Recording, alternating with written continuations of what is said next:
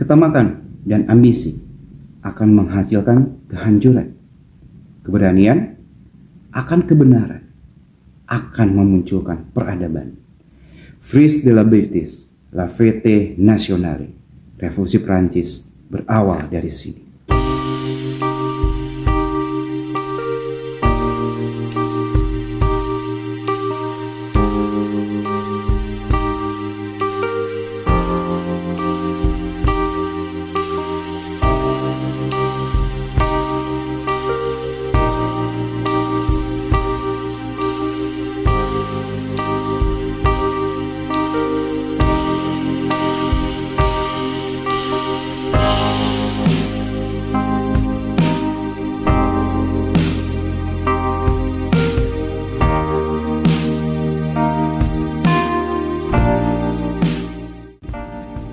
Oke teman-teman semua, sebelum kita bahas lebih lanjut, kliklah tombol subscribe, like, dan komen sehingga channel saya ini akan semakin berkembang.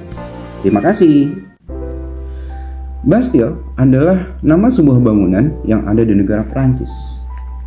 Dan Bastille ini punya nilai historis yang sangat tinggi karena dia adalah saksi bisu bagaimana perubahan dan perkembangan yang terjadi di negara Prancis. Pada awalnya, Bastille ini adalah sebuah benteng pertahanan. Benteng pertahanan yang sengaja dirancang untuk menghadapi Inggris pada Perang 100 tahun. Bastille ini didirikan pada tahun 1357, 1370 kemudian dipugar dan menghasilkan sebuah benteng dengan 8 menara. Benteng ini sangat sulit ditembus karena memang punya inovasi benteng pertahanan yang sangat baik. Bahkan ruangannya sangat luas sehingga memungkinkan meriam-meriam yang dimiliki oleh Prancis disimpan di sana sebagai alat untuk mempertahankan dari benteng ini. Bahkan negara-negara Eropa lainnya juga sengaja mengadopsi sistem benteng pertahanan Bastille ini karena memang benteng ini sulit ditembus. Nah, benteng ini juga digunakan dan sangat berperan pada konflik internal di Prancis, termasuk dalam perang agama pada abad ke-16. Nah, kapan benteng ini beralih fungsi menjadi sebuah penjara? Pada masa Louis ke-14, 1643 sampai 1715, benteng ini beralih fungsi dan diperuntukkan untuk mereka-mereka dari masyarakat kelas atas ataupun pejabat yang menentang kekuasaan raja.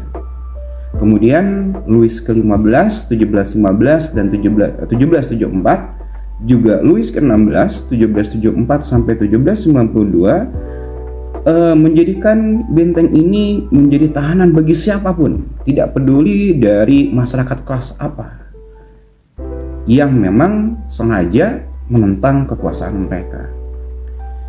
Pada tahun 1789, jumlah tahanan yang ada di benteng ini mencapai 5.729 orang. Dan kemudian, pada akhirnya, 14 Juli 1789, terjadilah sebuah penyerangan terhadap benteng ini atau penjara ini yang dilakukan oleh rakyat Prancis yang muak dengan ketamakan raja-raja mereka. Peristiwa ini disebut sebagai penyerbuan penjara Bastille. Negara adalah saya. Ini adalah sebuah kalimat yang pernah terlontar dari seorang Louis ke-16, Raja Perancis. Pernyataan ini diungkapkan oleh Raja Louis ketika di parlemen Prancis pada waktu itu, menanggapi 14 kebijakan fiskal yang dibuatnya dan juga tanggapan terhadap the list de justice yang diungkapkan oleh parlemen.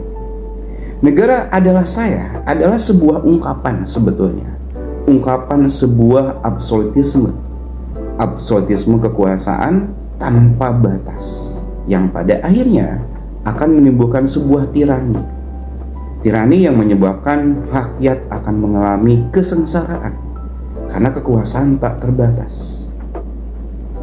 Oleh sebab itulah kemudian pada akhirnya akan timbul perlawanan dari berbagai kalangan masyarakat, terutama mereka yang berasal dari kalangan bawah, karena mereka yang paling merasakan.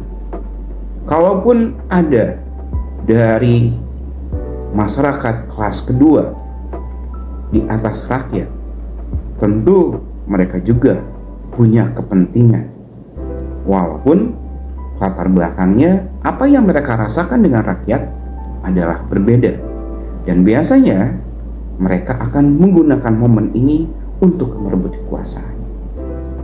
Kita lanjutkan revolusi Prancis. Sebuah peristiwa tentu ada penyebabnya. Pun demikian dengan revolusi Prancis. Salah satu penyebab revolusi Prancis adalah sistem monarki absolut yang dikembangkan oleh Raja Louis XVI. Mengapa Raja Louis XVI ini mengembangkan sistem tersebut? Ya, bisa saja Raja Louis ini berusaha untuk mengamankan posisinya dan kekuasaannya.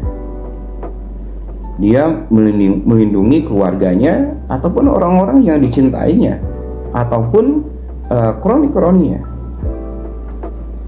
Dengan sistem absolut ini posisinya akan nyaman. Walaupun memang pada akhirnya dengan sistem tersebut maka banyak sekali perlawanan, baik itu dari rakyat ataupun musuh-musuh politiknya. Dengan kekuasaan tak terbatas ini tentu akan menimbulkan banyak sekali pertentangan, karena memang pada dasarnya kehidupan manusia itu dinamis, di mana nilai-nilai baru akan selalu ada dan akan menjadi pengganggu kenyamanan sebuah kekuasaan. Kekecewaan terhadap sistem absolut inilah yang kemudian pada akhirnya menimbulkan perlawanan dari rakyat Perancis dan juga musuh-musuh politik dari Raja Louis untuk memanfaatkan keadaan. Penyebab yang kedua kenapa terjadi revolusi Perancis adalah Prancis mengalami krisis finansial, terutama dekade 1770-an. Kenapa mereka mengalami krisis finansial? Ini diakibatkan oleh perang 7 tahun dengan Inggris dan Prancis mengalami kekalahan. Akibatnya apa? Akibatnya Prancis ini mengalami banyak kehilangan koloni atau tanah jajahan. Mereka kehilangan sumber pemasukan yang sangat berharga. Belum lagi keikutsertaan mereka ikut campur di dalam revolusi Amerika, menambah biaya yang sangat-sangat tidak sedikit, sehingga kas keuangan negara kosong. Nah, supaya kas negara ini ada, maka mereka kemudian memberlakukan sebuah pajak. Nah, di dalam masyarakat Prancis ada 3 lapisan masyarakat. Yang pertama adalah kaum raja dan bangsawan. Mereka menempati lapisan paling atas. Yang kedua adalah mereka yang punya tanah atau yang disebut dengan tuan tanah. Dan yang ketiga adalah rakyat biasa, mereka yang gak punya apa-apa. Pajak itu dibebankan kepada siapa? Golongan ketiga, rakyat. Padahal rakyat ini sudah punya pajak ke tuan tanah.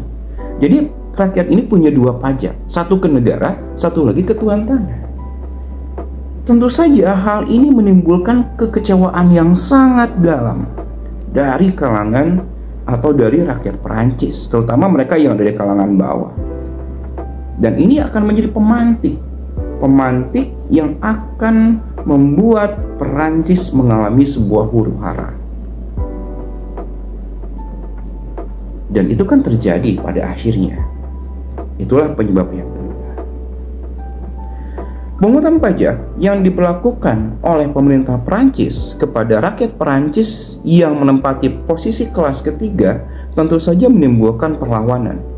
Salah satu perlawanannya adalah mereka membentuk National Assembly di luar parlemen Prancis. Karena parlemen Prancis mayoritas diisi oleh kelas 1 dan kelas 2, masyarakat Perancis. Kelas 1 adalah para raja bangsawan, kelas 2 adalah tuan tanah yang tidak pro terhadap rakyat. National Assembly ini kemudian melakukan sebuah tuntutan, memaksa sebuah tuntutan, yaitu konstitusi baru dalam pemerintahan Perancis. Tentu saja tidak direspon. Tetapi gerakan ini kemudian menjadi sebuah gerakan moral yang didukung oleh banyak pihak. Sampai akhirnya kemudian mendapat banyak dukungan. Bahkan mereka bisa membentuk sebuah pasukan nasional di bawah seorang jenderal yang terkenal, namanya adalah Jenderal Lafayette. Dan kemudian ada 3 jargon yang sangat terkenal yang dikumandangkan oleh mereka: liberté, fraternité, égalité. Kebebasan, kesetaraan, dan juga persaudaraan. Madame Deficit. Siapakah Madame Deficit? Madame Deficit ini mengacu kepada istri Raja Louis XVI bernama Marie Antoinette. Sejatinya, Marie Antoinette ini adalah putri dari kerajaan Austria. Ayahnya bernama Francis I, sementara ibunya bernama Maria Theresa. Marie Antoinette ini menikah dengan Raja Louis XVI ketika umurnya 15 tahun. Sementara Raja Louis XVI juga menikah pada umurnya 16 tahun. Hanya beda setahun. Pernikahan mereka adalah pernikahan politik. Tujuannya adalah untuk meredakan ketegangan antara negara Austria dengan Perancis. Marie Antoinette ini sangat berbeda sifat dengan Raja Louis XVI. Marie Antoinette dikenal sebagai periang, cantik, kemudian juga senang dengan keramaian, senang dengan seni. Sementara Raja Louis XVI adalah dikenal sebagai pribadi yang menyendiri, tidak suka keramaian, dan sering sekali atau suka sekali membaca buku. Dua hal yang sangat-sangat berbeda. Kenapa Marie Antoinette ini disebut sebagai Madame Deficit? Di saat negara Perancis lagi kekurangan uang, oleh sejumlah orang, Marie Antoinette ini disebut suka menghambur-hamburkan uang negara. Salah satunya adalah mengadakan pesta. Pesta ini sering diadakan di Istana Versailles. Selain pesta, Marie Antoinette juga sering menggunakan baju-baju mahal ketika rakyat Perancis justru kelaparan dan menderita. Nah, kurang kepekaan dari Marie Antoinette ini menyebabkan rakyat Perancis menjuluki Marie Antoinette sebagai Madame Deficit, dan kemudian menambah kebencian rakyat Perancis terhadap era kekuasaan dari Raja Louis XVI, yang pada akhirnya nanti akan memicu sebuah penyerbuan terhadap penjara Bastille. Penjara Bastille adalah simbol absolutisme dari kekuasaan Raja Louis XVI. Manusia hidup dinamis. Dia akan mencari perbaikan-perbaikan supaya kehidupan selanjutnya akan semakin baik. Baik itu di bidang teknologi ataupun di dalam ilmu sosial. Pasti akan selalu ada perbaikan-perbaikan.